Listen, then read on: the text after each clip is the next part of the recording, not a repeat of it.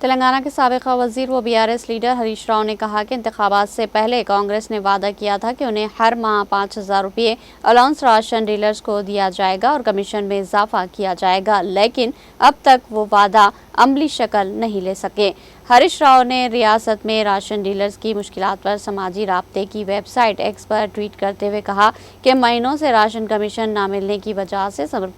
مرکزی اور ریاستی حکومتیں راشن ڈیلرز کی زندگیوں کے ساتھ کھیل رہی ہے، جو قابل مذمت ہے۔ انہوں نے کہا کہ غریبوں کو راشن فراہم کرنے والے ڈیلرز اب حکومت کے رویے کی وجہ سے پریشان ہیں۔ ہریش راؤ نے یاد دلایا کہ انتخابات کے موقع پر جاری کردہ کانگریس کے منشور میں راشن ڈیلرز کو 5,000 روپے الاؤنس کے ساتھ کمیشن بڑھانے کا وعدہ کیا گیا تھا، لیکن اقتدار میں آ کر 22 ماہ گزر جانے کے باوجود اس وعدے پر کوئی عمل نہیں ہوا۔ انہوں نے کہا کہ انتخابات سے پہلے لوگوں کو جھوٹے وعدوں سے مطمئن کیا گیا اور اب انہیں مشکلات میں ڈالا جا رہا ہے۔